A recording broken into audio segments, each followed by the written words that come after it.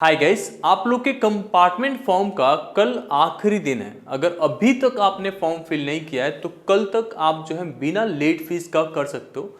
कल के बाद से जो फीस 300 रुपये लगता था वो 2000 और ऐड हो जाएगा लेट फीस के तरीके, और 2 दिन तक और फॉर्म फिल हो सकता है। तो कल 15 तारीख है, 15 जून, और कल आपका आखिरी दिन होने वाला है फॉर्म फिल करने का। किसी भी तरह का इशू आ रहे हैं तो उसको हम इस वीडियो में डिस्कस करने वाले हैं। अगर आप पहली बार चैनल पे हैं तो सब्सक्राइब कर लेना, क्योंकि आपकी कंपार्टमेंट की जर्नी यहाँ से ही कंप्लीट होने वाला है। अब बात करते हैं, आप में से काफ़ी स्टूडेंट्स अलग अलग तरह की प्रॉब्लम फेस कर रहे थे, उसकी सॉल्यूशन बात कर रहे हैं। और उसके साथ साथ अगर आपने अभी तक फॉर्म फिल नहीं किया है, अगर हमारे थ्रू कराना चाहते हो तो क्या ऑप्शंस अवेलेबल है वो भी मैं बताऊंगा। ठीक, ये जो कंपार्टमेंट फॉर्म है ना, ये आप में से जो भी स्टूडेंट्स 2023 में बोर्ड एग्जाम दिए थे और आपका कंपार्टमेंट लग गया था, 2024 में आपने बोर्ड एग्जाम दिया और आपका कंपार्टमेंट लग गया, तो आप दे सकते हो। लेट्स से कि अगर आपने सीबीएसई प्राइवेट के तरीके 2024 में आपने बोर्ड एग्जाम दिया सारे सब्जेक्ट्स में, और आपका किसी एक सब्जेक्ट में बैक लग गया है, उसमें आरटी लिख के आ जा रहा है, तो आप अप्लाई कर सकते हो एज अ प्राइवेट कंपार्टमेंट के लिए। ठीक है, तो ये फॉर्म ऑनलाइन फिल करना है और आपको ड्रॉप डाउन से 2024 सेलेक्ट करना पड़ता है। अगर आपका 2023 में पहली बार सारे सब्जेक्ट का दिया था, उस समय आपका कंपार्टमेंट आ गया था, तो उसमें आपको ड्रॉप डाउन से 2023 सेलेक्ट करना पड़ता है। इनकेस आप में से कोई स्टूडेंट्स नए हो, इस बार 2024 में पहली बार बोर्ड एग्जाम दिया था, स्कूल के थ्रू दिए थे, तो उस केसेस में आपका जो कंपार्टमेंट का फॉर्म है, आपका सप्लीमेंट्री फॉर्म है, वो आपके स्कूल अप्लाई करेंगे, तो उनको अप्रोच कर लेना। होपफुली आप में से सभी स्टूडेंट्स ने स्कूल को अप्रोच कर लिया होगा और स्कूल भी अप्रोच कर रहे होते हैं।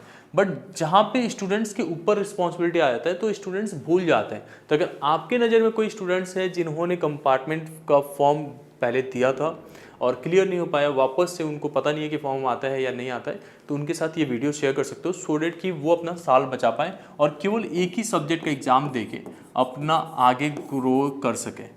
मतलब अगर ये मिस हो गया तो अगली बार वापस से देना पड़ेगा, और सारे सब्जेक्ट में देना पड़ता है सीबीएसई में। ठीक है, तो ये वाला जो चांस है ये अवाइल करना जरूरी है। अब आप लोग के जो एग्ज़ाम्स होने वाले हैं वो कब हो रहे हैं? वो आपका 15 जुलाई को हो रहा है। क्लास 12th के लिए भी 15 जुलाई को, और क्लास 10th के लिए आप लोग का अलग अलग डेट आएगा।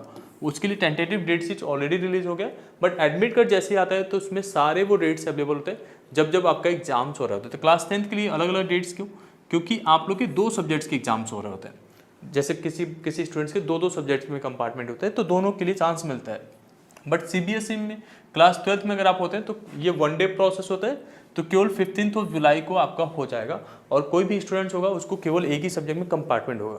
कुछ केसेस होते हैं जिसमें 6 सब्जेक्ट्स होते हैं स्टूडेंट्स के पास, और उनके 2 सब्जेक्ट में कंपार्टमेंट लग जाता है, तो उस केस में भी सीबीएसई कहता है कि केवल एक ही सब्जेक्ट का आप अभी दे सकते हो और एक सब्जेक्ट का अगले साल नेक्स्ट ईयर दे सकते हो। तो ये वो एक प्रॉब्लम होता है स्टूडेंट्स के साथ। अब इसमें एक नया केस रहता है, जैसे जो 2023 में आपने बोर्ड एग्जाम दिया होगा और उस केसेस में 2023 में आपके पास 6 सब्जेक्ट रहा होगा। अब इस केस में ऐसा हो सकता है कि आपने 5 सब्जेक्ट्स में ओवरऑल पास हो गए, आपका मार्कशीट जो है पास में डिक्लेयर हो गया है, बट किसी एक सब्जेक्ट में आपका आरटी आ गया है। अब वो सब्जेक्ट्स को आपने क्लियर करने के लिए ट्राई किया होगा, जुलाई में जो एग्जाम्स होते हैं, मतलब उस समय पे दिया होगा जुलाई 2023 वाला, तो उसमें आपका क्लियर नहीं हुआ होगा। उसके बाद से फैब 2024 वाला दिया होगा, इसमें भी आपका क्लियर नहीं हुआ होगा। तो अब आपके पास कोई चांस नहीं बनता इस आरटी को सीबीएसई के थ्रू क्लियर करने का। अगर ये सब्जेक्ट मैथमेटिक्स है तो आप अगले साल एडिशनल के तौर पे दे सकते हैं, उसमें एक ऑप्शन रहता है। अब एडिशनल वो भी स्टूडेंट दे सकते हैं जिनके पास मैथ पहले था ही नहीं।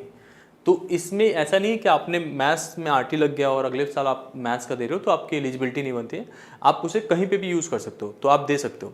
इसके साथ साथ एक और ऑप्शन होता है आपका एनआईओएस के थ्रू। आप एनआईओएस के थ्रू केवल एक सब्जेक्ट का पेपर दे सकते हो। अब ये तो मैथ का केस था, अगर आपके पास फिजिक्स हो, केमिस्ट्री हो, तो उसको कैसे क्लियर करोगे? तो सीबीएसई का एडिशनल सब्जेक्ट में आता नहीं है।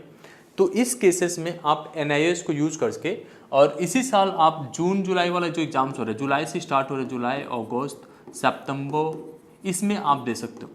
ये केंद्रीय विद्यालय में केवल पेपर हो रहे होते हैं, इसके लिए हम लोग गाइड कर रहे हैं। अब आप लोग को किसी भी तरीके का सपोर्ट चाहिए तो हम लोगों ने doonwinner.in पे, आपको गूगल पे सर्च करोगे डून विनर तो हमारा वेबसाइट मिल जाएगा, वहाँ पे एक ज्वाइन बटन है, उस ज्वाइन बटन में क्लिक करोगे, आपको एक माइनर से चार्ज पे करना पड़ता है 99 का, उसके बाद से हम आपको कॉल करते हैं और सारा कुछ प्रोवाइड करते हैं।